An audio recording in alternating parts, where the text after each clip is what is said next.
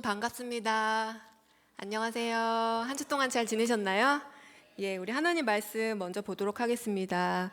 오늘 사도행전 오늘 마지막으로 잠정적으로 끝나거든요. 사도행전 28장입니다. 사도행전 28장 14절부터 끝절까지 읽겠습니다.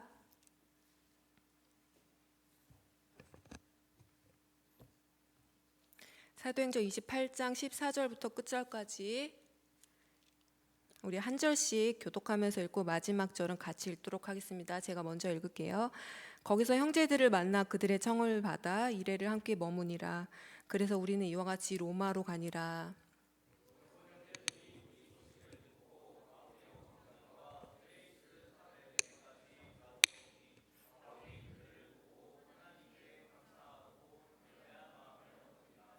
우리가 로마에 들어가니 바울에게는 자기를 지키는 한 군인과 함께 따로 있게 허락하더라.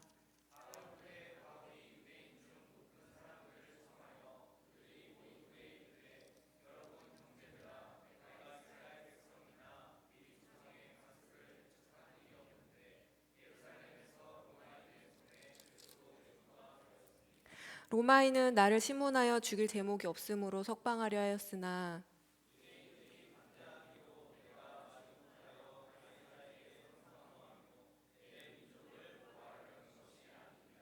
이러므로 너희를 보고 함께 이야기하려고 청하였으니 이스라엘의 소망으로 말미암아 내가 이 쇠사슬에 매인 바 되었노라.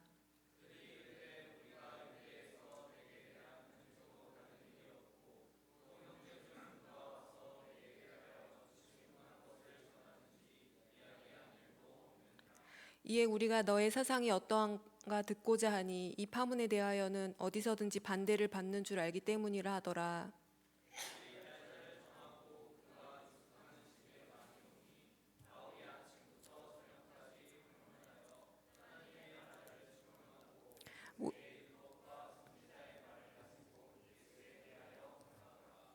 그 말을 믿는 사람도 있고 믿지 아니하는 사람도 있어.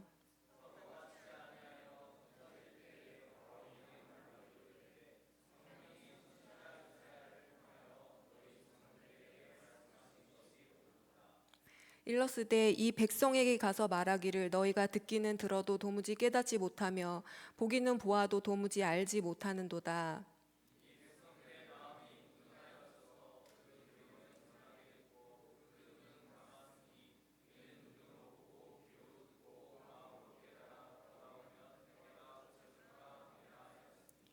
그런즉 하나님의 이 구원이 이방인에게로 보내어진 줄 알라. 그들은 그것을 들으리라 하더라.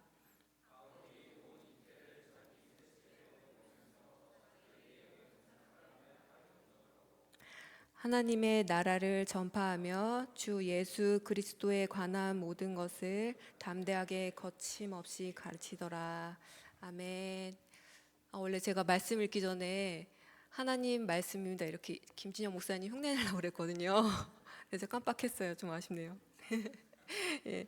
오늘 본문 마지막은요. 바울이 온 이태를 자기 셋집에 머물러 자기에게 오는 사람들을 다 영접하고 하나님의 나라를 전파하며 주 예수에 관한 모든 것을 담대하게 거침없이 가르치더라. 이렇게 사도행전의 누가는요. 한낱 죄수에 불과했던 사도 바울이 죄수의 신분임에도 불구하고 거침없이 담대하게 하나님의 말씀을 전하더라 이러면서 오늘 사도행전의 본문을 마칩니다. 여러분 너무 놀랍지 않나요? 한낱 죄수의 신분인 바울이 지금 복음을 거침없이 전하며 로마 한복판으로 이 복음이 흘러 들어가고 있는 것입니다. 성경에는요 여러 군데에서 이처럼 한 사람의 연약한 한 사람을 하나님께서 부르셔서 하나님의 높고 위대한 일들을 이루어 가시는 장면들을 많이 볼 수 있거든요. 마치 아주 작은 겨자씨 한 알이 땅에 심겨져서 자라나서 큰 나무가 되는 것입니다. 하나님의 나라를 보여주는 것이 굉장히 많이 있거든요. 예를 들어서 아이를 낳지 못했던 불임의 여인 한나 여러분 아시나요? 하나님께서는 한나의 기도를 사용하셔서 한나에게 사무엘이라는 아들을 보내주시죠. 그리고 사무엘을 통해서 하나님께서 이스라엘의 왕정 시대를 이루어 가실 수 있도록 하나님의 그 역대기를 이루어 가시는 일을 이루십니다. 또 여러분 룻기 읽어보셨나요? 룻기에 아들들 다 죽고 폐가가 된 한 집안이 나오잖아요. 근데 이 집안을 그 당시 사사기 시대였거든요. 사사기에 이스라엘의 왕이 없어서 자기들의 소견대로 행했던 그 시대, 그 희망이 없던 시대를 이 아들 다 죽은 폐가의 이 한 집안을 상징처럼 하나님께서 등장시키셔서 하나님께서 이 집안을 죽이지 않으시고 이 집안에 한 아이가 태어나게 하시고 또 그 집안의 계보를 이어가셔서 곧 예수 그리스도가 오게 하는 그런 놀라운 일을 행하셨거든요. 그리고 우리가 하나 또 중요하게 볼 것은요, 이스라엘입니다. 이스라엘은 어땠죠? 출애굽기 1장에 보면요, 이스라엘의 신분이 뭐였죠? 노예였습니다. 애굽의 노예였죠. 이스라엘 백성이 하나님께 부르짖습니다. 하나님, 저에게 자유를 주십시오. 그래서 하나님께서 요게벳이라는 여인의 삶에 찾아가십니다. 여러분, 요게벳 이름은 하나님의 영광이거든요. 근데 요게벳의 인생을 보면요, 하나님의 영광이 없는 것처럼 보이죠. 왜냐하면 당시에는 아이를 낳으면, 특히 남자아이를 낳았을 경우에는 그 남자아이를 다 죽여야 됐거든요. 요게벳은 이렇게 하나님께 생각하지 않았을까요? 하나님, 왜 하필 이럴 때 저에게 아이를 주시고 왜 남자아이를 낳아서 죽게 만드십니까? 이렇게 저 같으면 원망했을 것 같거든요. 근데 요게벳을 통해서 하나님께서 모세라는 씨앗을 뿌리시죠. 그러면서 그것을 통해서 이스라엘 출애굽기에 보면 장정만 20만, 60만, 거의 200만이 넘는 이스라엘 백성을 데리고 출애굽하는 장면이 나오거든요. 근데 놀랍게 여러분, 오늘 그 바울이 전한 그 복음을 이해하기 위해서 그 본문에 보면은 모세의 율법과 선지자의 일을 통해서 바울이 복음을 전하거든요. 그래서 우리가 구약의 말씀을 좀 찾아가면서 하나님의 나라가 무엇인가 좀 알기 원하는데, 여러분 다 성경책 다 가져오셨나요? 네, 그래서 제가 저기 본문 자막 요청 안 했거든요. 우리 성경을 좀 찾아가면서 같이 보면 좋겠습니다. 우리 출애굽기 40장 한번 제일 마지막 한번 펼쳐 보시겠어요?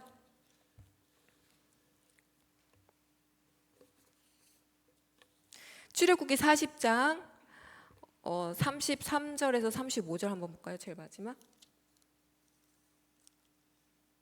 33절에서 35절 다 찾으신 줄로 알고 제가 한번 읽어볼게요. 그는 또 성막과 제단 주위들에 포장을 치고 뜰문에 휘장을 다니라. 모세가 이같이 역사를 마치니 구름이 회막에 덮이고 여호와의 영광이 성막에 충만하매 모세가 회막에 들어갈 수 없었으니 이는 구름이 회막 위에 덮이고 여호와의 영광이 성막에 충만함이었으며, 이러면서 출애굽기가 마지막에 끝나거든요. 출애굽기 1장에는 노예였던 이스라엘 백성들이 출애굽기가 끝나는 출애굽기 4장에는요, 이렇게 여호와의 영광이 성막에 충만해서 모세는 하나님을 대면하여 보았던 자 아닙니까? 근데 모세조차도 이 성막에 들어갈 수 없을 정도로 이 성막에 여호와의 영광이 충만한 모습으로 출애굽기가 끝나는데요. 그 위에 앞에 보시면 19절을 한번 보시겠어요?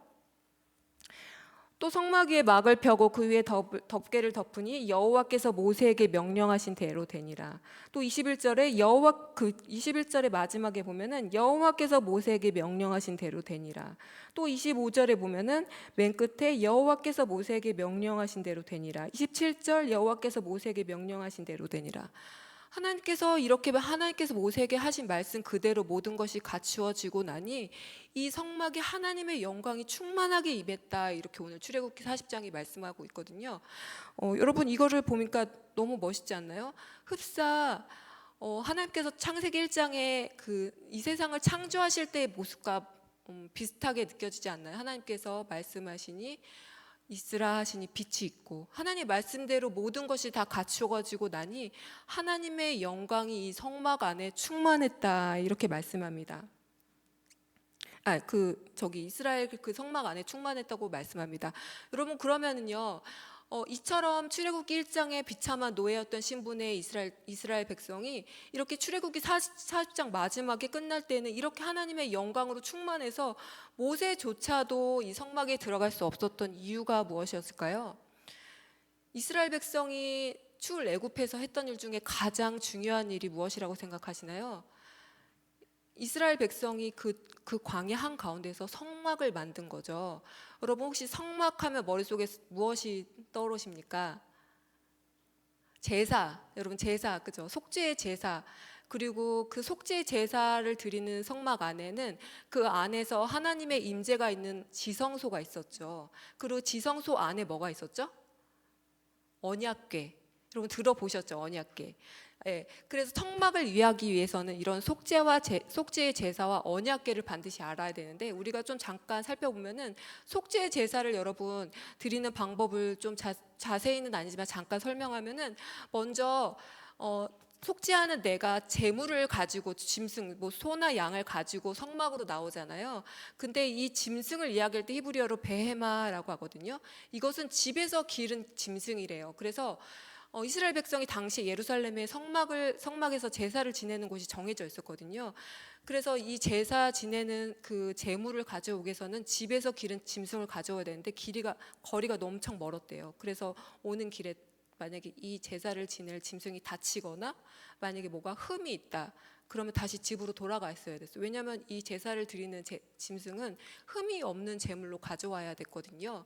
그리고 나서 그래서 이 흠이 없는 제물을 가져오는 것도 쉽지 않았다고 해요. 두 번째는 뭘까요? 이 이제 제물에 바쳐질 짐승을 앞에 두고 속죄하는 내가 이 제물에게 안수하는 것입니다. 그럼 안수하는 순간 어떻게 될까요? 내 죄가 이 속죄하는 제물에게 전가되는 거죠. 그리고 동시에 이 짐승의 흠없음이 나에게 전가되는 거예요. 그래서 성경을 읽었다 보면은 예수님께서 흠없는 어린 양으로 우리에게 오셨다 이렇게 말씀하시잖아요. 이렇게 안수한 제물이 우리가 이 제물에게 안수하는 순간 하나님의 눈에는요, 이제 이 짐승은 짐승으로 보일 것이 아니라 내 죄로 보이시는 거예요. 그래서 우리가 이 짐승을 잡아서 죽이고 하나님 앞에 드리잖아요. 그러면 그런 순간 어떻게 되죠? 우리의 죄가 이 짐승의 속죄함으로 말미암아 정결케 되는 것입니다.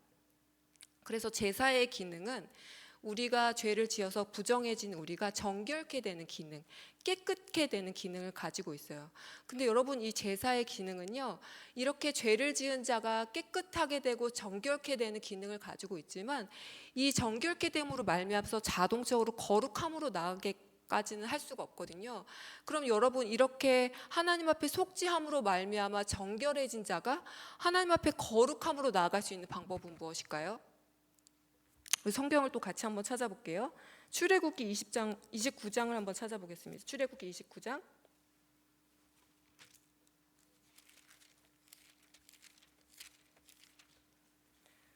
출애굽기 29장 42절부터 46절.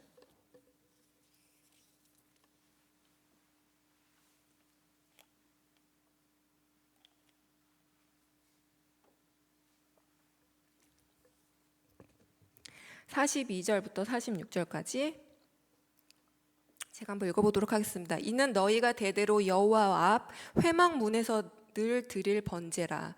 내가 거기서 너희와 만나고 내게 말하리라. 내가 거기서 이스라엘 자손을 만나리니 내 영광으로 말미암아 회막이 거룩하게 될지라. 내가 그 회막과 제단을 거룩하게 하며 아론과 그의 아들들도 거룩하게 하여 내게 제사장 직분을 행하게 하며 내가 이스라엘 자손 중에 거하여 그들의 하나님이 되리니 그들은 내가 그들의 하나님 여호와로서 그들 중에 거하려고 그들을 애굽 땅에서 인도하여 낸 줄을 알리라. 나는 그들의 하나님 여호와니라. 속죄하여 정결케 된 우리에게 하나님의 영광과 임재가 있을 때 우리가 비로소 거룩하게 된다, 이렇게 하나님께서 말씀하십니다. 그리고 그래서 하나님께서 이스라엘 백성을 광야로 인도하셔서 하기 원하셨다는 건요, 범죄에서 하나님과의 관계가 끊어진 이스라엘과의 하나님의 관계를 회복하셔서 그들을 정결케 하시고 그들을 거룩케 하셔서 결국에는 45절과 46절의 말씀에 있는 것처럼 하나님께서 이스라엘 백성이 되고 싶으셨어요. 그들과 함께 거하시고 싶으셨고요, 그들의 인생을 책임지고 싶으셨고 그들이 가는 곳마다 함께 하시는 것, 이것이 하나님의 목적이셨어요. 왜냐하면 거룩함이 하나님의 우리를 향한 목적의 끝이 아니라 거룩함으로 말미암아 하나님과 함께함으로 우리가 하나님 안에 있는 모든 풍요함과 좋은 기쁨들을 함께 누리며 공유하며 살기를 원하셨거든요. 그래서 그 상징으로 이스라엘 백성에게 언약궤를 만들라고 하십니다. 여러분, 언약궤 안에는요, 돌판에 새겨진 십계명이 들어 있었거든요. 하나님께서 이스라엘 백성과 시내산에서 언약을 맺으셨잖아요.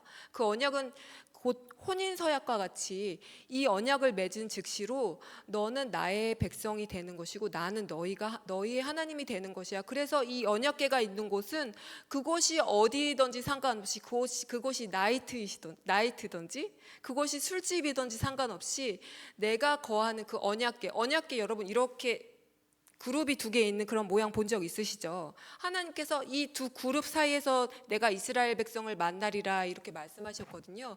하나님께서 이스라엘 백성이 가는 곳마다 이 언약궤를 가지고 가는 거예요. 그래서 하나님께서는 이 상징이 바로 내가 너희들과 함께 있다는 증거야 이렇게 말씀하신 거예요. 그래서 이스라엘 백성에게 결국 말씀하고 싶으셨던 거는요, 죄지어서 하나님과 함께 할 수 없었던 이스라엘 백성들이 다시 정결함을 입고 하나님 앞에 나와서 거룩함을 입고 하나님과의 관계를 회복해서 하나님과 영원히 기쁨과 즐거움을 누리는 것, 즉 하나님의 나라를 알려주고 싶으셨던 거예요. 그래서 이스라엘 백성을 광야 가운데로 인도하셨거든요.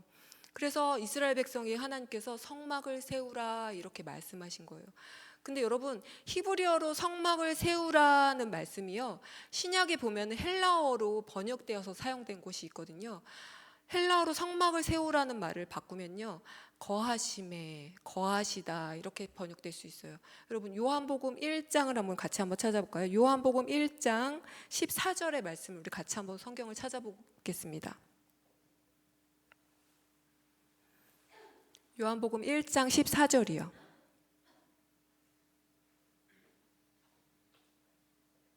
우리 다 찾으신 줄 알고 같이 읽겠습니다. 시작. 말씀이 육신이 되어 우리 가운데 거하심에 우리가 그의 영광을 보니 아버지의 독생자의 영광이요 은혜와 진리가 충만하더라.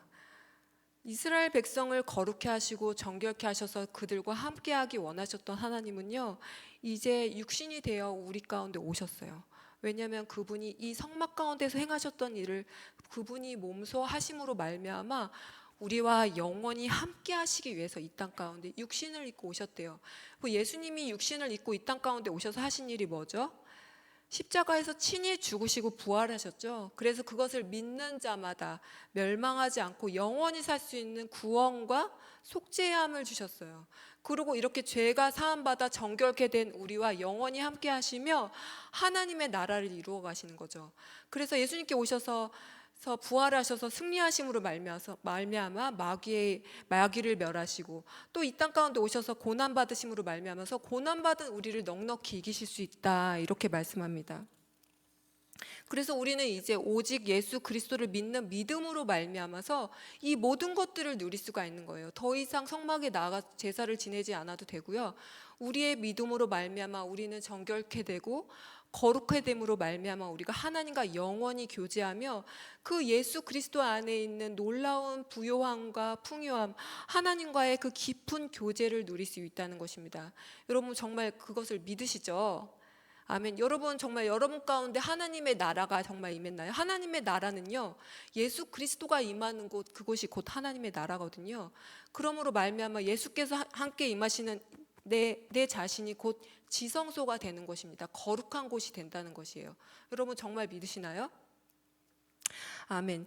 이 이해를 가지고 오늘 바울이 전한 복음을 이해하면요, 오늘 우리가 봤던 그 본문의 첫 번째 구절을 보면은 바울이 이와 같이 로마로 가니라 이렇게 시작합니다. 우리 사도행전 28장의 14절 15절을 한번 좀 같이 볼게요.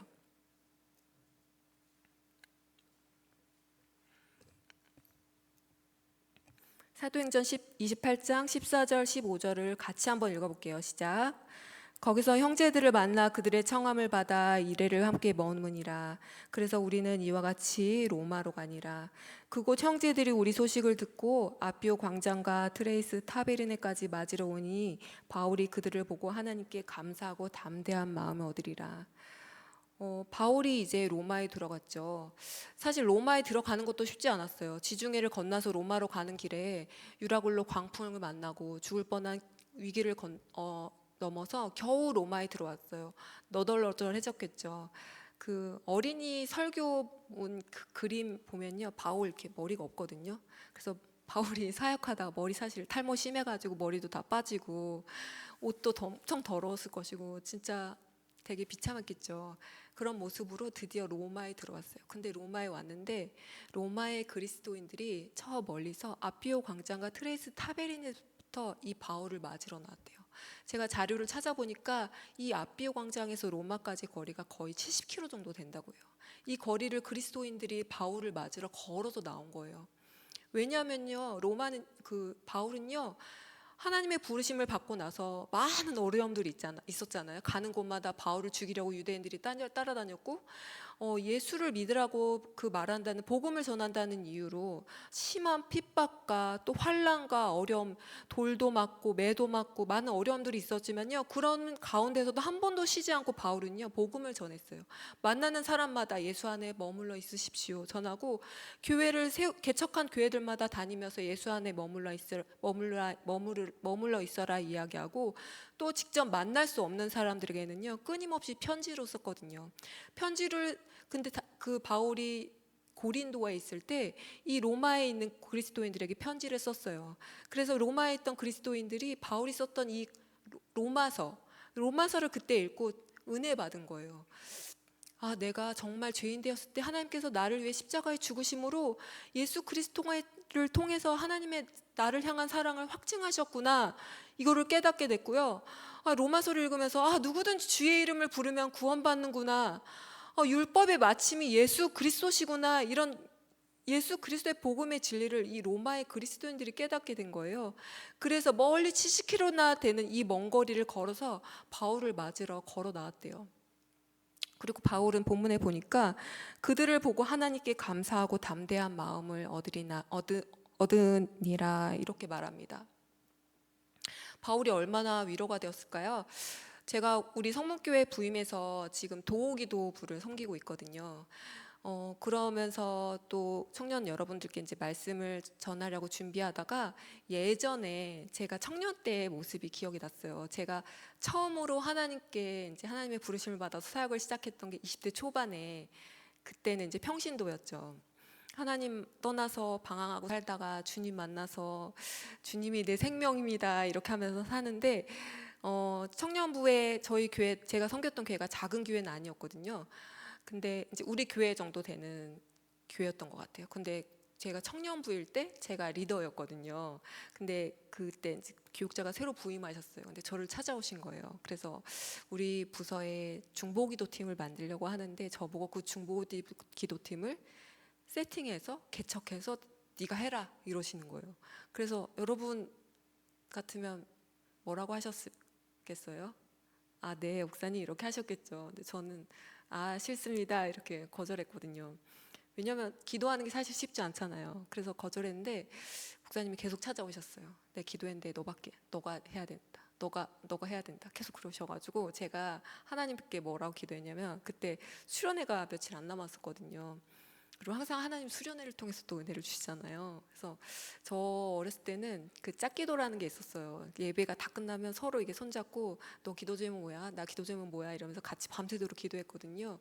하나님, 제가 그때 내 청년 지체들 손잡고 기도할 때 이 친구의 마음 내가 느끼고 그 상한 마음을 느끼고 내가 기도할 수 있다면 하나님, 내가 이거 기도팀 하겠습니다 기도했거든요. 근데 정말 그날 제가 너무 많이 울어가지고, 제가 쌍꺼풀이 좀 지났는데 쌍꺼풀 있는 사람들 울면 쌍꺼풀 없어지거든요. 쌍꺼풀이 이렇게 없어지고 진짜 너무 취해진 거예요. 그래서 그 다음날 그 청년 회장을 손을 잡고 제 친구였는데 기도하다가 그 친구가 그 반주하는 여자친구랑 되게 오래 사귀다가 다른 반주하는 여자친구랑 갈아타가지고 교회에서 엄청 욕먹고 있을 때였거든요. 사람들이 막 손가락질하고 진짜 나쁘다고 막 이러면서 그랬는데, 그때 또 한창 그 친구가 막 대학 그 편입 준비하는데 계속 실패하고 속에 되게 사실 힘들었던 거예요. 제가 막 그 친구 때문에 별로 안 슬펐는데 엄청 울었어요 밤에. 그리고 그 다음날 팅팅 부은 눈으로 이랬어요. 야, 너는 남자놈이 뭐 이렇게 힘내 이랬어요. 그랬더니 그 친구가 저한테 뭐라고 그러냐면, 이혜진, 네가 기도해주면 나는 어떤 기도 제목도 이제 함께 나눌 수 있을 것 같아 이렇게 이야기하더라고요. 그래서 이게 하나님의 응답이신가 보다 이래서 기도팀을 제가 하기로 했어요. 그래서 기도함을 만들고 저에게 주신 하나님이 맡겨주신 첫 사역이었던 것 같아요.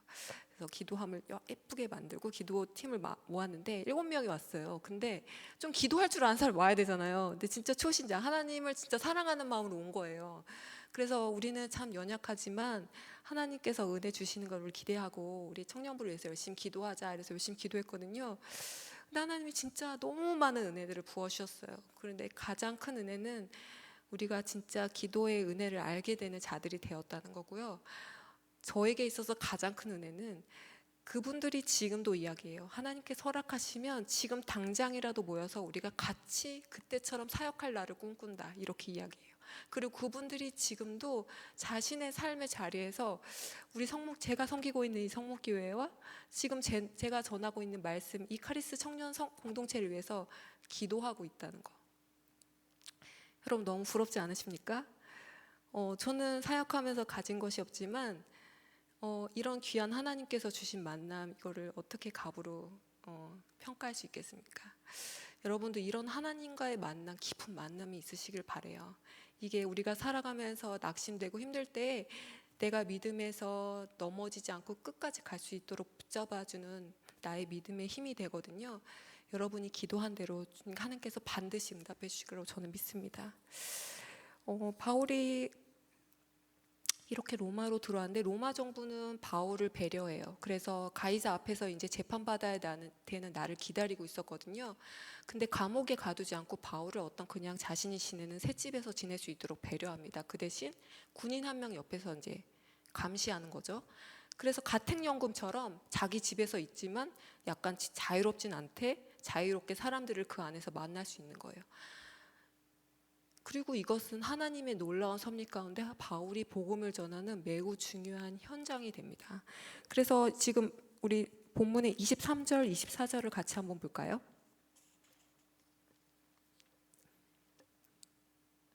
그들이 날짜를 정하고 그가 유숙하는 집에 많이 오니 바울이 아침부터 저녁까지 강론하여 하나님의 나라를 증언하고 모세의 율법과 선지자의 말을 가지고 예수에 대하여 권하더라. 그 말을 믿는 사람도 있고 믿지 않은 사람도 있어, 이렇게 말합니다.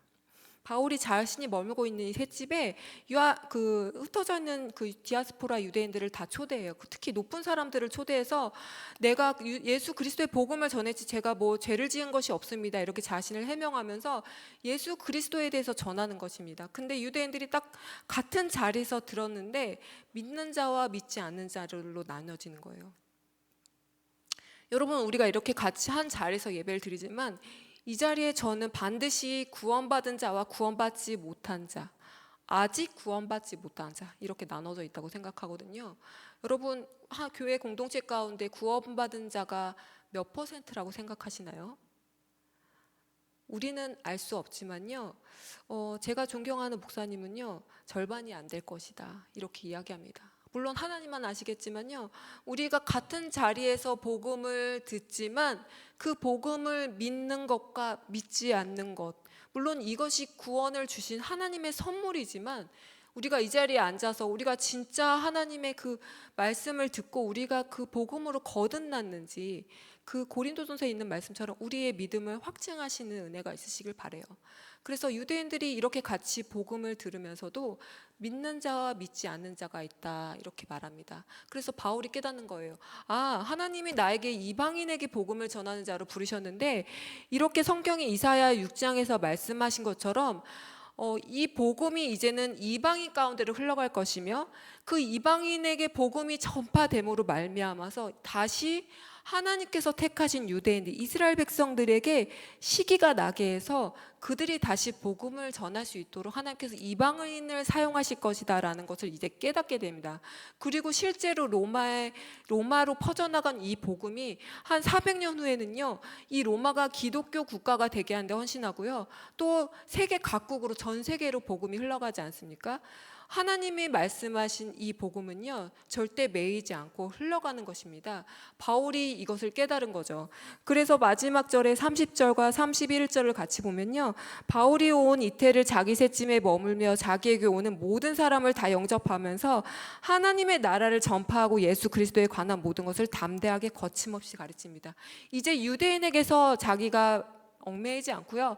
자기에게 오는 모든 사람들을 영접한대요. 그 23절에 유숙하는 집이라고 나오거든요. 그 유숙하는 집은 바로 바울이 지금 머물고 있는 이 새 집을 말하겠죠. 유숙하는 집이라는 말을 헬라어로 번역하면요, 영접하다, 환대하다 이런 의미가 있거든요. 바울은요, 자기에게 오는 모든 자들을요, 차별 없이 다 맞이하고 영접합니다. 무엇으로 영접하냐면요, 바로 예수 그리스도의 복음으로 영접하는 것이거든요. 우리가 이 세상 가운데 이 세상을 영접하고 환대할 수 있는 가장 귀하고 존귀한 방법은 바로 그들을 복음으로 초대하는 거고, 복음으로 그들을 영접하는 것입니다. 바울은 이제 거침없이 담대하게 복음을 전합니다. 그러면서 사도행전이 끝나거든요. 바울은 자신을 부르신 하나님과 그 하나님께서 자신에게 말씀하신 그 말씀은요, 이제 반드시 이루신다는 것을 깨달았고, 자신의 삶 가운데 어려움이 있고 힘듦이 있고, 때로는 동역자들과의 그리스도인들 만남들을 통해서 위로하심도 있고 모든 것들이 있는데, 모든 것들을 통틀어서 이제는 하나님 나라가 어떻게 이루어지는지를 깨달아 아는 자가 되었어. 그래서 하나님의 나라를 거침없이 담대하게 전했다 이러면서 바울이 그렇게 바울의 모습을 묘사하면서 누가가 사도행전을 마무리하거든요. 바울은 이제 진짜로 하나님의 나라를 아는 하나님 나라의 주인이 되었어요. 여러분, 혹시 하나님의 나라에 대해서 머릿속으로 정의가 내려지시나요? 친구들이 찾아와서 하나님 나라가 뭐야? 이렇게 말하면 여러분 어떻게 대답하시겠습니까? 제가 설교 초반에 겨자씨 한 알에 대한 설명을 했어요. 그죠? 겨자씨 한 알이 매우 커져서 하나님의 나라를 이루는 거예요. 마태복음 13장에 있는 이야기거든요. 마태복음 13장의 본문을 한번 보면서 제가 말씀을 마무리할까 해요. 마태복음 13장 51절과 52절을 우리 같이 한번 또 찾아보도록 하겠습니다. 마태복음 13장 51절과 52절 우리 같이 한번 읽겠습니다. 시작. 이 모든 것들을 깨달았느냐 하시니 대답하되 그라하오이다. 예수께서 이르시되 그러므로 천국에 제자된 서기관마다 마치 새 것과 옛 것을 그 곳간에서 내어오는 집주인과 같으니라. 마태복음 13장은 예수님께서 하나님의 나라에 대해서 설명한 장이거든요. 그래서 아까 겨자씨 한 알에 대한 그 비유도 이 마태복음 13장에 나와 있어요. 그리고 예수님께서 하나님의 나라에 대해서 여러 가지로 이야기하신 다음에 이 결론에 대해서 말씀하시는 거예요. 이 모든 것을 깨달았느냐? 그러므로 하나님의 나라는 천국에 제자된 서기관마다 마치 새 것과 옛 것을 그 곳간에서 내어오는 집주인과 같다 이렇게 말씀하시면서 하나님의 나라를 정의하세요. 여러분, 먼저 서기관은 어떤 분일까요? 서기관은 당시에 국가 공무원이었대요. 당시에 서기관은요, 율법을 연구해서 가르치는 율법 전문 학자였대요. 유대인들은요, 율법을 굉장히 중요하게 생각하기 때문에요, 내가 이것을 먹어도 되는지 먹으면 안 되는지, 내가 이날에 이걸 하면 되는지 안 되는지에 대해서 정확하게 이런 것들을 굉장하게 중요시 여겼잖아요. 서기관들이 이런 것들을 결정하는 사람이었어요. 그래서 지금도 서기관들의 위치는 굉장히 높은 자리를 차지한다고 해요. 왜냐하면 엄청나게 오랜 시간 율법을 연구하고 훈련받아서 이렇게 사람들이 살아가는 서민 생활 양식에 대한 것들을 기준을 잡아주고 정확하게 집행해야 되는 그 의무가 있는 사람들이 서기관이었거든요. 그리고 또 천국의 제자된 서기관마다 마치 새 것과 옛 것을 그 곳간에서 내어오는 집주인과 같다 이렇게 집주인이 나오죠. 여러분, 집주인은 어떤 사람입니까? 내 집에 마음껏 드나들 수 있는 권한이 있는 사람이죠. 내가 집주인일까요? 그리고 집주인은요, 우리 집에 있는 그 곳간은요, 여러분 손님 왔을 때 냉장고 잘 못 열지 않습니까? 근데 우리 집에 있는 냉장고는요, 내가 마음대로 열 수 있어요. 그리고 내 집 곳간의 곳곳에 내 물건이 어디에 있는지 집주인은 알아요. 그렇죠? 여러분, 물건이 어디 있는지 곳곳에 알지 않습니까? 그러므로 예수님께서 말씀하시는 거예요. 천국의 제자된 서기관마다 마치 새 것과 옛 것을 그 곳간에서 내어오는 집주인과 같다. 새 것과 옛 것은요, 구약과 신약에서 말씀하신 율법과 율법을 완성하신 예수 그리스도, 그리고 그 예수 그리스도를 통한 우리가 복음으로 인하여 새롭게 깨달아 알아진 새로운 삶에 대해서 이야기하는 거예요. 그래서 예수님께서 말씀하시는 거예요. 이렇게 오랜 시간 연단받고 훈련받아 하나님의 말씀을 깨달아 안 우리가 새 것과 옛 것, 우리가 이전에 알고 있던 하나님의 은혜 위에 우리가 계속 알아가는 하나님의 은혜가 계속 덧입혀지는 거예요. 그래서 이 은혜들이 내 인생의 곳간에 채워지는 거예요. 그래서 이제는 하나님 나라에 대해서 거침이 없는 거예요. 어떤 일이 있어도 하나님의 나라를 알기 때문에 흔들리지 않아요. 믿음이 흔들리지 않아요. 나를 찾아오는 사람에게 그래, 그 사람을 살려낼 수 있는 거예요. 왜냐하면 나는 이미 내 안에 하나님의 나라가 임했기 때문이에요. 그리고 하나님의 나라에 대한 깨달음이 있기 때문에 거침이 없이 담대하게 하나님의 나라의 복음에 대해서 전할 수 있는 거예요. 예수님께서 말씀하시는 거예요. 이런 사람이 진짜 하나님 나라의 주인이야, 이렇게 말씀하시는 거예요. 여러분은 진짜 하나님의 나라를 알기 위해서 걸어가고 계신가요? 여러분, 인생의 가장 중요한 때를 걷고 계신 여러분에게 어떤 말씀을 어떻게 전해야 될까 고민하면서 제가 마태복음 13장의 그 말씀을 묵상하면서 이 말씀이 여러분에게 진짜 하나님의 소리로 들리시는 은혜가 있으시기를 간절히 기도합니다. 여러분, 삶의 길을 걸어가다가 보면요, 연애하다가 힘들어서 헤어질 수도 있고, 또 사실 저도 그랬죠. 저도 막 좋은 직장 다니다가 부르심 받고 사역하고 했는데 이거 아니면 죽을 것 같은 것들 있잖아요. 그러면 그 길을 저는 어떻게 해서든 합니다. 막 직장에 어떻게 해서든 들어가고 하잖아요. 근데 거기 들어가면요, 행복이 없어요. 여러분도 그런 거 경험하지 않나요? 진짜 이 사람이 아닐 것 같아서 만났는데 여러분 싸우잖아요. 그죠? 근데 그런 것들이 좋다 나쁘다를 떠나서요, 그럼에도 불구하고 우리가 살아가는 이 삶의 모든 길이 하나님의 섭리 가운데 있다는 것을 우리가 깨달아 아는 거예요. 그리고 우리가 그 길을 가는 데 있어서 혼자 가지 않고 우리에게 믿음의 동역자, 공동체를 주신다. 그래서 바울을 위로했던 로마의 그리스도인들처럼 우리가 함께 하나님의 나라를 나누고 또 함께 전하고 깨달아 알고 이렇게 함께 우리가 나아갈 때 우리가 진짜 하나님의 나라의 주인이 된다, 이렇게 예수님이 말씀하시는 거예요. 바울은 이 하나님의 나라를 깨달았어요. 여러분, 하나님의 나라를 깨달으시는 진정한 은혜가 있으시기를 바랍니다. 그래서 젊음의 때에 불러주신 하나님의 은혜에 감사하시기 바라요. 저희 아버지는 말씀하시거든요. 지금도 제가 사역하는 거 진짜 안 좋아하세요. 그래서 이 세상 끝나기 전에 자기가 예수님 앞에 나갈 것이다, 이렇게 말씀하시거든요. 저희 아빠요. 근데 그 얘기 들을 때마다 저는 너무 겁나요. 하나님을 모르기 때문에 저런 말을 너무 함부로 하잖아요.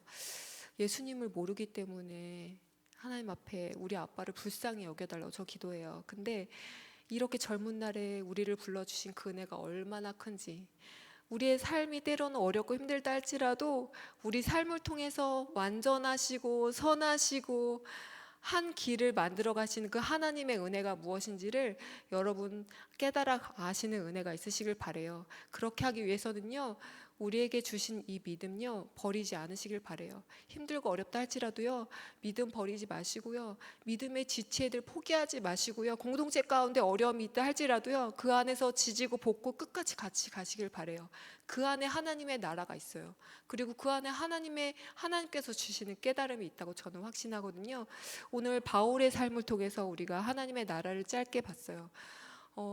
유대인들이 믿지 않는 하나님의 나라. 근데 바울은 이 하나님의 나라를 깨달았어요. 바울은 예수 믿는 자들 다 죽이려는 복음의 대적자에서 지금은 예수 그리스도를 위해서 생명도 아끼지 않는 하나님의 나라를 위해서 살아가는 하나님의 사람으로 서 있어요. 그리고 이렇게 바울, 연약한 한 사람을 통해서 로마의 한복판에 복음이 퍼져 나가고 결국에는 우리에게까지 이 복음이 흘러 들어온 것처럼 우리 카리스 공동체를 통해서 우리 성무교회가 하나님의 나라가 됐으면 좋겠고요. 제가 더 욕심을 내어본다면 작금의 한국교회, 예수 그리스도를 믿는 정말 은혜가 있을까, 물음표가 생겨지는 그 유럽의 교회들을 답습하는 이 작금의 한국교회를 바라보면서 우리 성목교회 카리스 공동체가 정말 하나님의 거룩함을 회복하고 주님과의 그 만남을 회복해서 하나님이 주시는 풍성한 그 예수 그리스도 안에 있는 그 부요함과 기쁨과 충만함을 누리며 또 전하며 살아가는 인생이 됐으면 좋겠어요. 그래서 우리가 언젠가 또 이렇게 밖에서 만났을 때 우리가 기쁨으로 그 하나님의 나라를 서로 나누고 또 그 나눈 것들이 통해서 낙심되어지고 절망 가운데 있는 그 한 사람을 또 살려내는 일에 우리가 또 쓰임 받았으면 좋겠어요. 그래서 우리를 통해서 오직 예수 그리스도의 이름이 영광 받아지고 높임 받아지시기를 간절히 기도합니다. 아멘. 우리 시간 같이 좀 찬양하고 기도하면 좋겠습니다. 내 삶의 이유라 우리 같이 찬양하고 기도하도록 하겠습니다.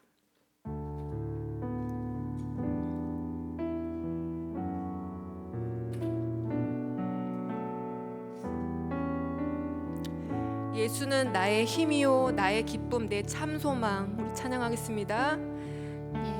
예수는 내 힘이요 나의 기쁨 내 참 소망 그 이름을 조금만 빨리 하겠습니다.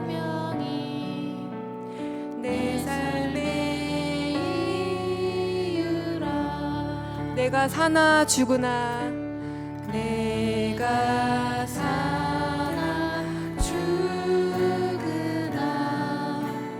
그 이름을 위하여 내 모든 것 다 드리니 나를 받으소서.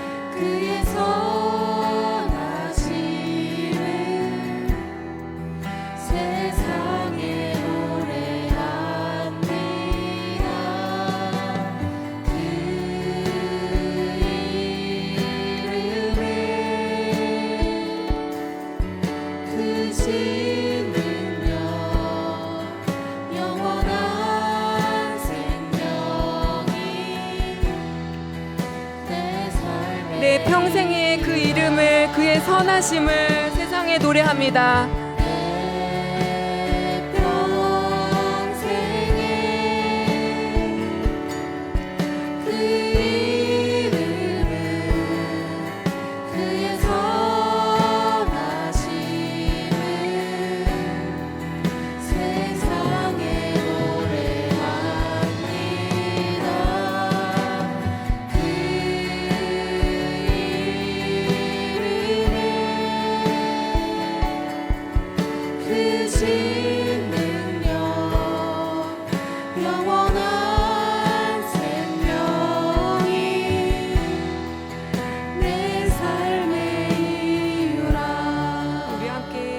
좋겠습니다. 여러분, 믿음으로 사는 길이 때로는 참 힘들고 어렵게 느껴질 수 있습니다.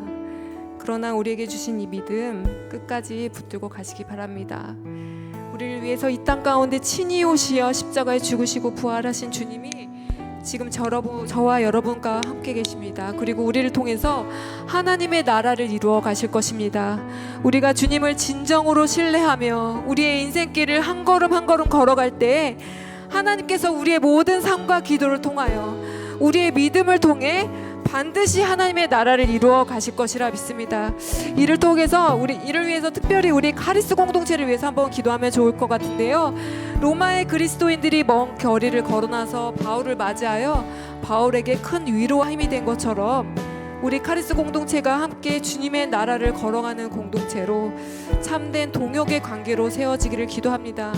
주님, 주께서 세우신 카리스 공동체가 함께 사랑하고 더 헤아리고 더 용납하고 서로를 불쌍히 여기며 존귀히 여기는 공동체가 되게 하여 주시옵시고, 이곳에 하나님의 나라가 임하게 하여 주옵소서. 우리 같이 기도하고 두 번째, 인도네시아 단기 선교팀을 위해서 기도하면 좋겠습니다. 주님, 주께서 이루실 모든 사역들 가운데 선교 대원들 지치지 않도록 주님 붙들어 주시고, 성령 충만함으로 맡겨진 사역들을 감당하게 하여 주셔서 이번 선교들을 통하여 인도네시아에 복음의 그 연약한 씨앗이 뿌려지고 자라나서 하나님의 나라를 이루어 가시는 주님의 큰 일들을 보게 하여 주시옵소서. 우리 이 시간 이 두 가지를 놓고 한번 기도하겠습니다. 기도합니다. 하나님 아버지, 감사합니다. 주님, 우리를 불러주시고 하나님의 나라가 무엇인지 알아가게 하시는 은혜에 주님 감사합니다. 하나님, 우리 안에 있는 연약한 이 믿음이 자라날 수 있도록 주님 우리에게 은혜를 더하여 주시옵소서. 하나님, 특별히 젊은 가운데 불러주신 우리 카리스 공동체를 축복하여 주시기를 기도합니다. 하나님, 주의 이름 부를 때 응답하여 주시옵시고, 하나님, 주의 말씀과 기도와 삶이 하나 되는 것이 무엇인지, 하나님의 나라가 무엇이 진정으로 깨달아 앉는 우리 카리스 공동체에 주시도록 주님이 도와주시옵소서. 하나님, 선교하고 있는 우리 김신영 목사님에게 하나님 힘을 더하여 주시고 믿음을 더하여 주셔서 하나님 지치지 않도록 주님 은혜를 더하여 주시옵시고, 하나님 안전사고 일어나지 않도록 도와주시며 그곳에 만나는 모든 영혼들이 예수 이름 앞에 회개하고 자복하는 역사가 있게 하여 주시옵소서. 하나님, 주님 앞에 돌아오는 은혜가 우리 눈으로 보아지는 역사가 있게 하여 주시옵시고, 하나님, 우리 삶 가운데 하나님의 일하심이 은혜가 끊이지 않는 우리 카리스 공동체 될 수 있도록 하나님 은혜를 더하여 주시옵소서. 내려 주시옵소서. 하나님의 일하심을 보게 하여 주옵소서.